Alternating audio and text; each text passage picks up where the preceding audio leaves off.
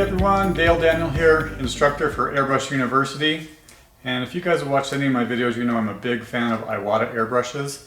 And I've got some good news. Iwata just sent me some of their latest and greatest airbrushes, a few different types. We've got a Neo,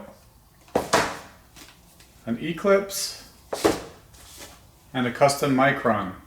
Now I do have quite a bit of experience with an Iwata Eclipse. That's probably the one of the airbrushes I've used the most throughout my airbrushing career. I even have some Iwata Eclipses that are probably 25 years old. And really all you need to do is replace the needle and the nozzle periodically and just general maintenance, and they will just keep on working. I've also got a very old, at least 20-year-old Custom Micron CM-C, so I'm excited to see if they've made any changes or advancements in this. I have never used the Iwata Neo, however, so I'm excited to try this one out and just see what kind of detail it's capable of. I flipped these over and they've got a nice comparison here that shows kind of a scale from the width of your spray pattern all the way down to extreme detail. So this is the Neo, and they're saying it's more for medium detail. The Eclipse is talking about being a little bit more versatile for even thicker paint, and it's got a wider band of effective range, and I can confirm that with this. That's why I used to like to use the Eclipse for a lot of big murals, but then you could also just use the same airbrush and get really nice fine detail as well. And then here's the Custom Micron. They call it absolute precision, and I would also agree with that with my experience with my microns. Whenever I need to do a really fine piece of artwork that's on like a motorcycle part, extremely small detail, I typically always switch to my Custom Micron and use that. Alright, opening, unboxing each one of these. Here's the Neo. You can see you've got a different type of a paint receptacle for the top. This cup that holds the paint, you can swap that out. This one has a lid. In my experience with custom painting, I typically always use a lid because oftentimes when you're painting motorcycle parts or cars or murals, you end up putting your airbrush not in an optimal one of these where the paint could spill out. So if you've got a lid on the top, that really helps. The Neo also comes with a custom size wrench. It's even labeled Neo on there. That's pretty cool. Then looks like their Eclipse, they've got a cool decal for us here. And you can see they've got a test spray pattern, so as these come off the manufacturing line, someone comes through and tests these to make sure they work. So you can see how it starts from pretty wide gradient all the way down to extremely fine point right there. And this one comes with some Iwata lube to keep it lubricated. And it's got a lid on the top that's got a cap on it.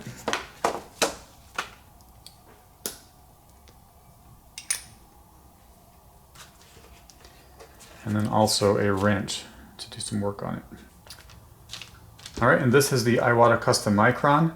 Opening it up, noticing they've got this really nice, probably microfiber I would guess, cloth protecting the case. Case is really nice, fit and finish on it. And then it's got a business card of the person who tested this airbrush. That's pretty awesome. And then you slide this, opens up.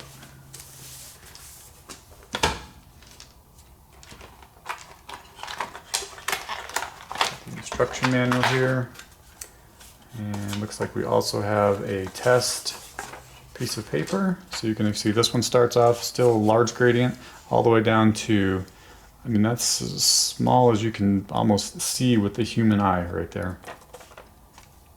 Alright, then looking at this,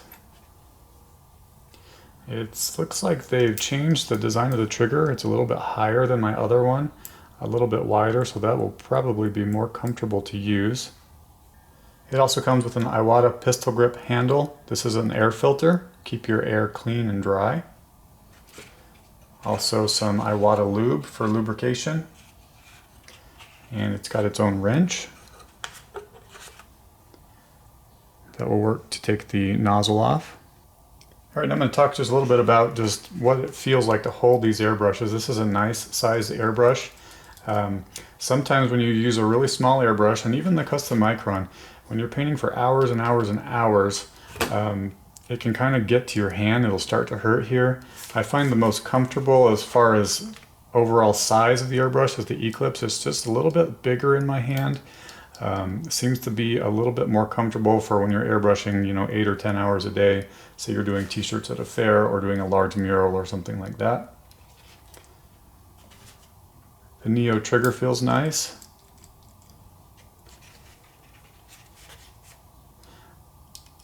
This feels the same as the Eclipse that I currently have, the other Eclipses I already have. I don't think they've changed that much. This handle has a cutout. The reason this is beneficial is if you're painting, especially with like water-based textile paint, sometimes you get a lot of tip dry in there and your paint will stop flowing, and this is one way you can quickly go like this and you pull on this and that pulls the needle out further and faster than when you're working with the trigger like this. So it's kind of a quick and easy way to go like this to work the needle back and forth. And then the Custom Micron has this preset handle here. And I'll tell you from experience, when I first started airbrushing, I thought that was pretty cool. Once you get good with your airbrushing, your freehand detail, and your trigger control, I really never used that. But what you use this for is you can screw this in, and it basically puts a physical stop to where you can't pull this trigger back. When you pull the trigger, it pulls the needle. And so if you put this all the way in and then just back it out just a little bit, you can't pull the trigger back very far, and it will force you to paint really, really fine lines. But like I said, if you get a lot of experience with the airbrush, I really never do that because you can control it with your finger just as well as you can with that. But when you're just starting out, or if you are painting a whole bunch of things and you just want to for sure paint just a really fine line, and you want to really not really consciously think about how much you're pulling the trigger back to accomplish that fine line, then a preset handle is very nice. The other thing I like about this Custom Micron is it has a cutout here to where sometimes when you're airbrushing a long time, you can start having some paint start to leak out of this seal right here. And what's nice about this cutout is when the paint starts to leak out, it doesn't come back and the paint doesn't kind of gum up the rest of your airbrush. Versus if you happen to have a seal fail in one of these, or your paint gets back past that seal, you can get paint back in here and paint comes up in here, and it's much more difficult to clean out and keep it working properly. So this is one of the features I really like about the Custom Micron. This has a crown cap at the end of it, and let me kind of come in so you can kind of see that. So the cap is used to protect the tip of the needle. Now you'll see most experienced airbrush artists typically take these little final caps off. And what's cool about this new design of the Custom Micron is, I know from experience, these are easy to lose. And they've got a place where you can thread this back on the back of your handle. And so that's kind of a convenient way to hold that and not have to worry about losing it. But when you're transporting your airbrush, I've done a lot of like remote jobs where you go to body shops and painting. It's best to transport this, putting it back on, because the tip of the needle is one of the most fragile parts of an airbrush. And if you bend it, you start shooting sideways with your pattern, you completely ruin your spray pattern. So that's the most important thing to keep operational, is keep your needle nice and sharp and straight. Then I thought it'd be kind of interesting to just show you, these are my 20-plus-year-old airbrushes. This is my Custom Micron CM-C, comparing it to the newer one. And as far as overall length, it looks to be pretty much about the same. About the only main physical difference I see is the trigger is taller and wider, and it's also more of a square shape, and it's got kind of a slant on it. So it looks like some ergonomic improvements as far as that. I think that's really going to feel nice on your hand when you're airbrushing all day long. The Eclipse looks pretty much identical to me, which I guess I'm not surprised, because the Eclipse is a workhorse and it's extremely durable, so I don't know why they would really need to change that design. But looks identical to me. I don't see any physical differences at all. So to outfit these, I typically always use a quick connect, because I'm usually running multiple airbrushes with multiple colors on projects, and I like to save time swapping colors. And so if you put these on, you can get an adapter for your air hose, or order a specific air hose that has the female end of this, and you can just pop this off, put your air hose on a different airbrush. So I typically always run with these Iwata quick connectors. And this one I will need to install the air filter first, and then install that. Looks like it's got a rubber O-ring below that, so I would imagine finger tight will be sufficient for that. There's also an O-ring here, so that typically always seals it off.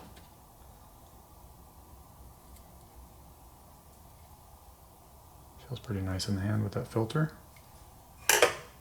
Comparing air pressure stated on the back of each of these packages. So for the Neo, it's talking about 8 to 20 psi optimal working pressure. And the Eclipse, 25 up to 35 psi. And I can attest to that. The Eclipse is one that I bump the pressure up the most when I'm running really thick, heavy type paint to get to push through. And then the Custom Micron is mentioning, let's see, 12 to 15 psi. So much more low pressure on this. And being that I switch back and forth and sometimes I forget to adjust my air pressure, I've seen the Custom Micron actually not pull paint through very well at all when you have the air pressure turned up too high. So make sure you pay attention to your air pressure when you're using a Custom Micron. All right, time to start spraying. For the first test, I'm going to be using Createx illustration colors. This is their illustration black. Createx is nice because it's water-based, non-toxic, but I do recommend you wear a respirator even for water-based. Just not a good idea to be breathing any kind of paint fumes. Now the appropriate reducer that they want you to use with their Createx is 4011 reducer. And then they also have some other additives that you can use if you want to. Depends on your level of detail and what you're actually trying to accomplish.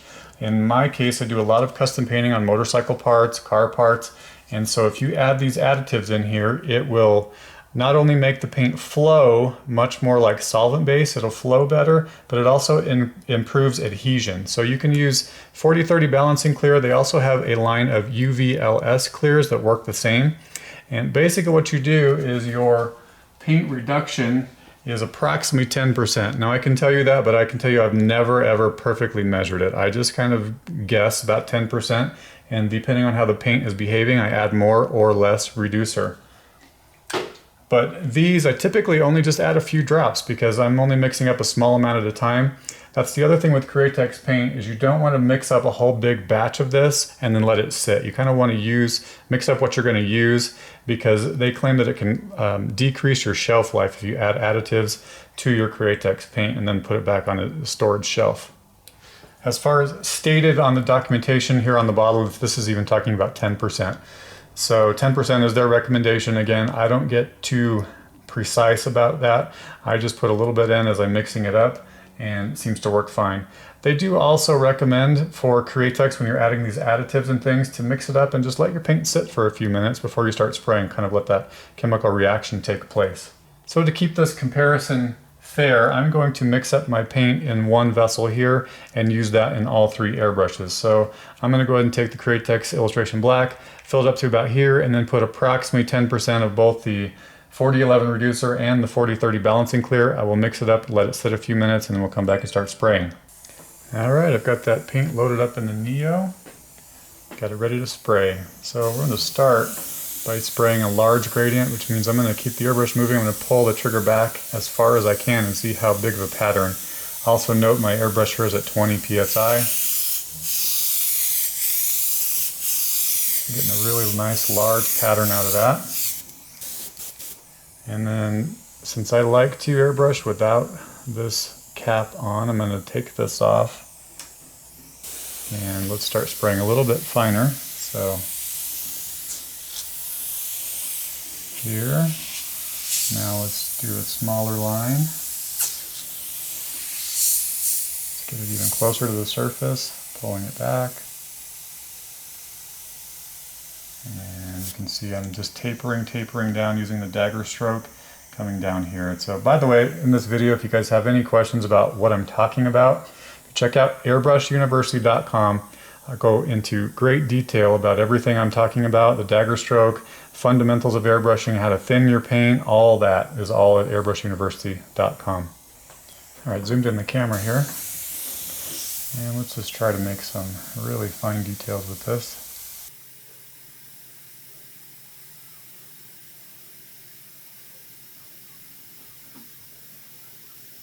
Overall, that's pretty impressive.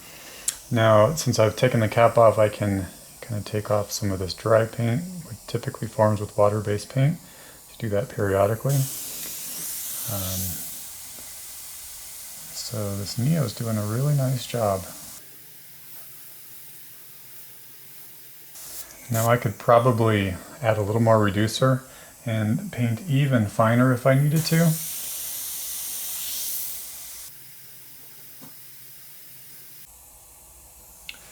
And then let's pull the trigger all the way back to make a nice huge spot.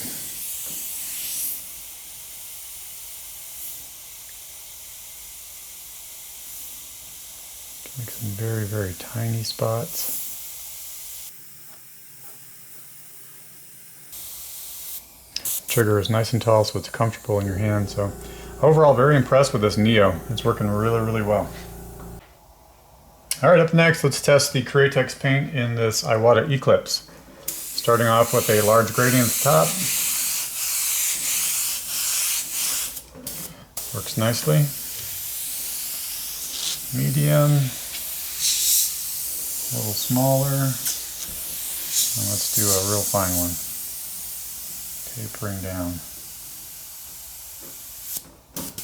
So that's working out really nicely. Nice little dots, lines. And let's go ahead and draw a little eyeball like we did on the Neo, or with the Neo.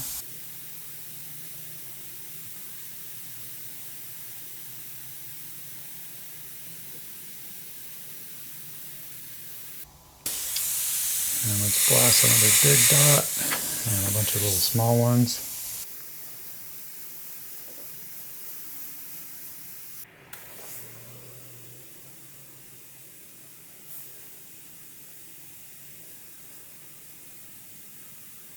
Alright guys, overall the Eclipse, something I'm very familiar with. Feels like just like riding your favorite bike. Fits your hand really well and does a really nice large gradient, medium, and even fine small details. So, and years of experience tells me that this is a good airbrush all around for pretty much anything you need to do. Alright guys, time for the Custom Micron. You can see the gradient is not quite as big as either of the other two airbrushes. The width of the actual spray pattern is a little smaller, which I would expect. Extremely smooth.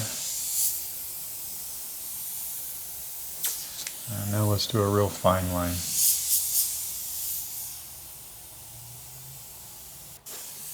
Alright, let's do a little bit of small detail work here. Trigger is extremely smooth on this to pull it back.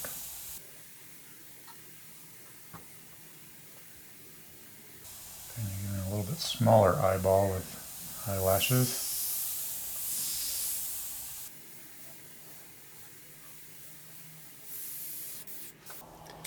I'm kind of comparing the same test we did before. That's trigger pulled all the way back. You can see that's a little bit smaller spray pattern. And then let's go ahead and do.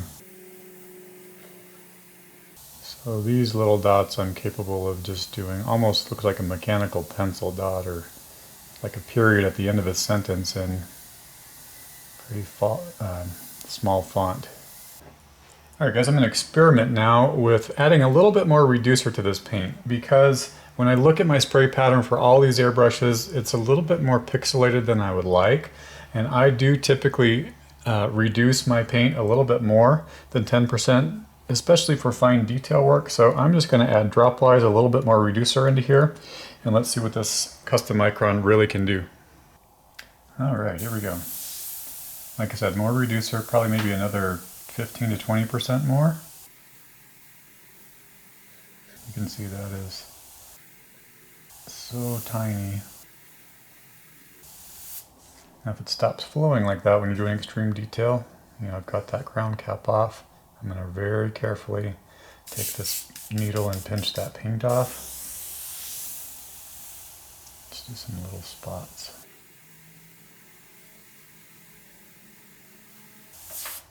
Extremely small detail with this Custom Micron. Now it's one thing to do drill type work and lines and dots, but let's try to actually create just a little bit of freehand ultra tiny artwork. Maybe let's do like a little dragging face. Start with his eye.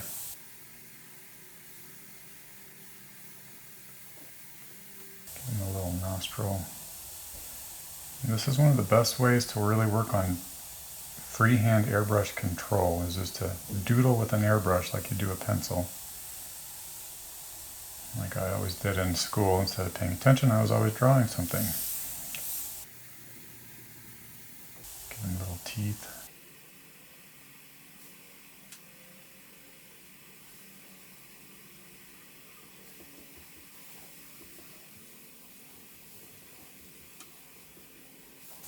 So pick something that you're good at drawing, that you've drawn a lot, and then just see, no matter what airbrush you have, see how tight you can get that freehand detail.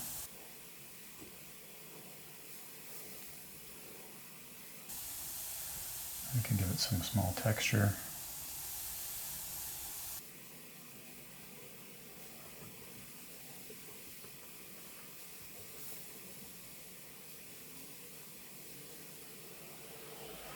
So you can do ultra fine freehanding, but now if I want to do a little shading, drop shadows, and pull the airbrush back,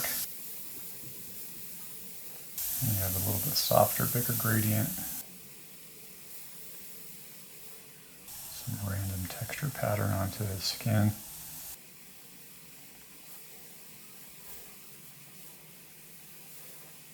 And we can even put in some scales back here. And this is water-based paint, guys. It's flowing really, really well out of this Custom Micron.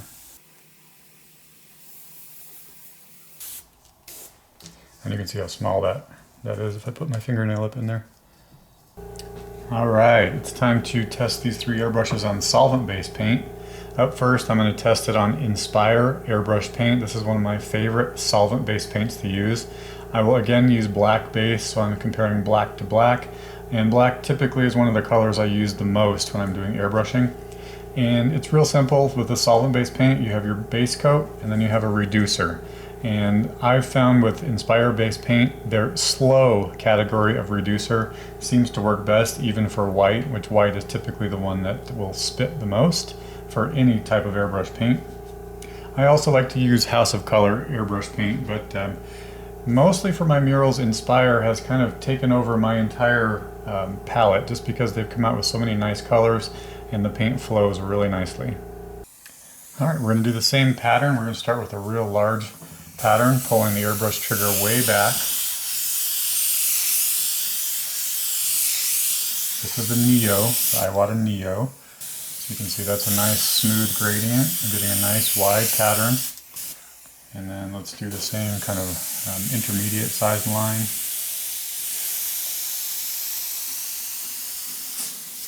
A little smaller. And a little smaller. Going down to as tiny as I can get it. Came out really nice. Got a little bit finer than the water-based paint, which is typical for solvent-based paint. I've got maybe 10% reducer in this base coat straight out of the bottle. Add approximately 10% of the reducer. Let's do a little bit more of this kind of doodling. Just little tiny spots.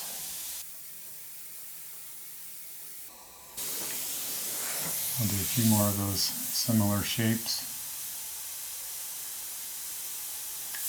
So even solvent-based paint, if you stop painting for a while and you start pulling, you feel like the paint should be coming out and it's not coming out yet, you can even go ahead and pinch this, peel off any tip dry paint, blow it out.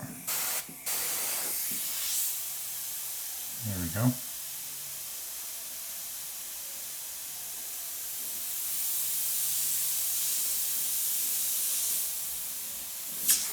Very nice control. And let's go ahead and let's just paint another little eyeball.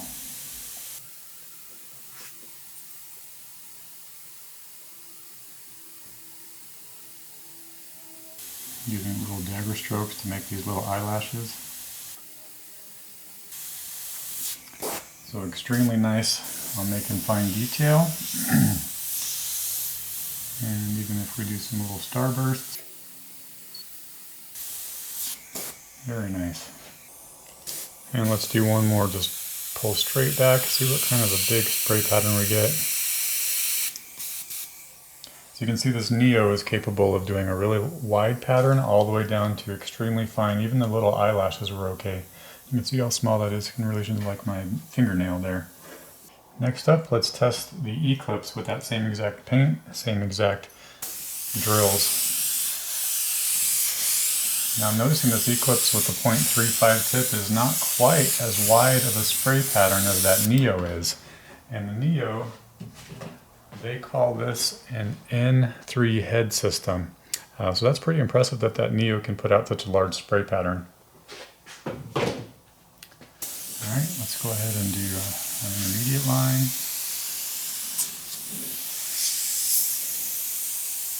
A little smaller. And let's taper this down to nothing.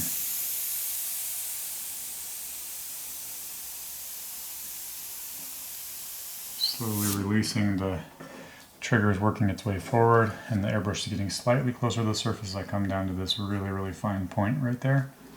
So as expected, the Eclipse is still performing really well. Alright, let's do some small testing, little tiny spots. Able to get just a little bit finer than the Neo was. Purge my tip out, get it ready for some real fine sketching. First, let's do the loops though.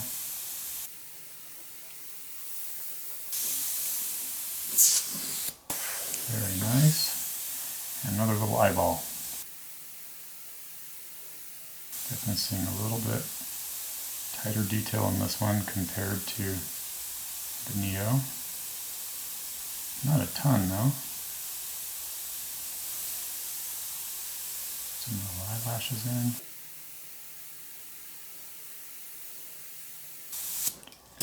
Also extremely nice, extremely detailed. Like I said, a little bit tighter, smaller, fine detail using the Eclipse with the solvent-based paint versus the Neo.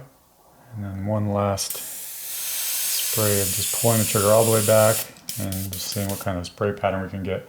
And you can see it's just slightly smaller than what the Neo is able to put out. So a little bit smaller in the gradient that you can put out, the full-size spray pattern when you pull the trigger all the way back. However, just a little bit tighter detail. So if you're an airbrush artist that wants to do a lot of freehand detail work, an Eclipse will work really well. All right, Custom Micron, here we go. Largest spray pattern I can make. It's smaller of a spray pattern than the Eclipse was. Quite a bit smaller than what the Neo was, but that's not what this airbrush is really intended for. This is mostly for tight detail, extreme precision. Let's go ahead and pull medium-sized lines. And let's bring this one down to a point.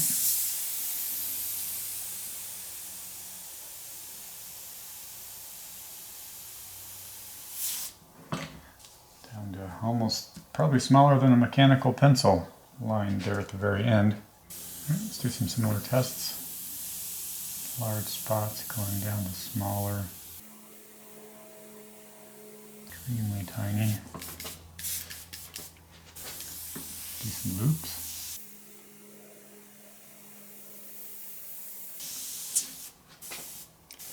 And let's do an eyeball.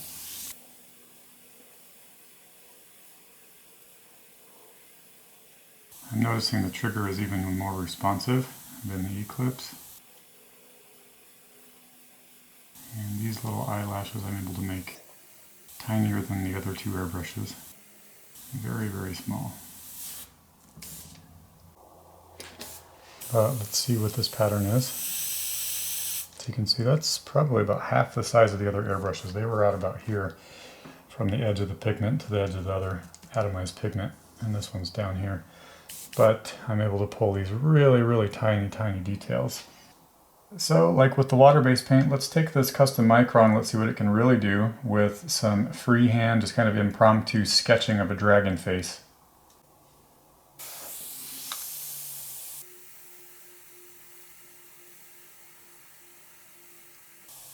See how fine I'm able to get these little tiny lines.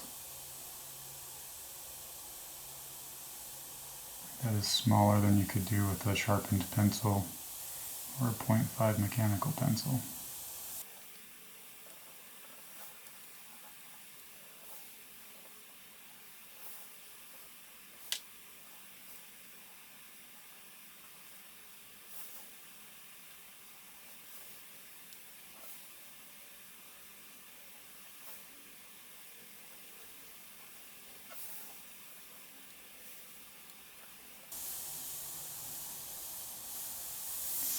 do some little tiny teeth.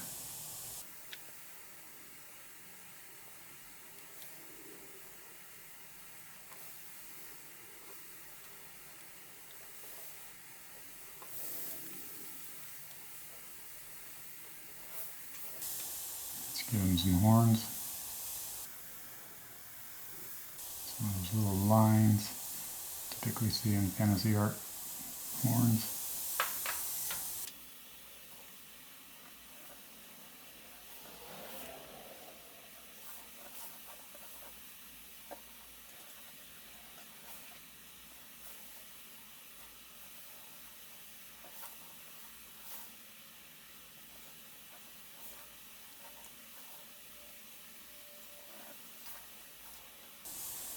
Let's do some little bitty scales.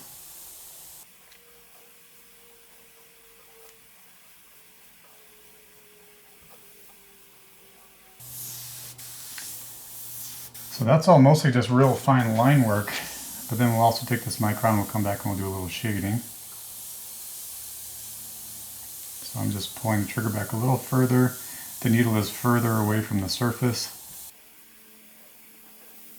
That's what I love about airbrushing. It can be really, really fast and really profitable if you are working on things for customers.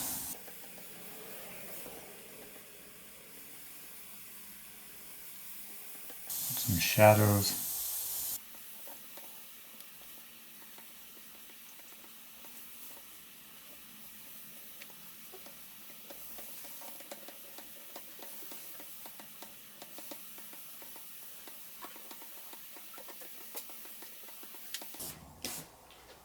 Yeah, pretty nice and detailed.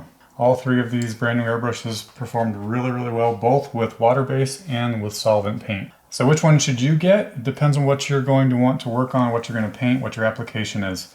Again, the Iwata Neo, very comfortable, easy to use airbrush, covers really well, would work really well for large spray patterns, does pretty well for fine detail as well.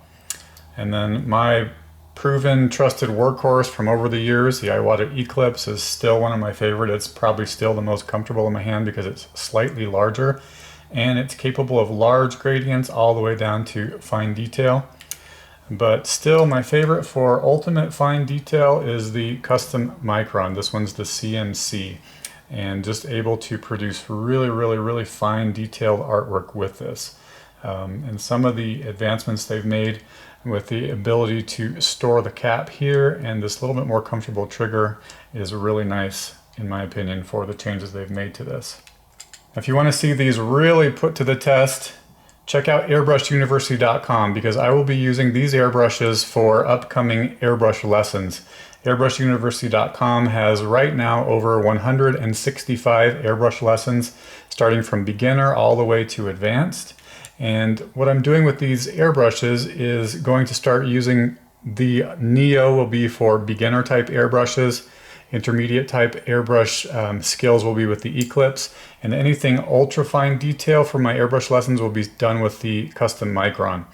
So check that out. Iwata is a really good product. I'm going to keep using them, and I hope you guys will as well.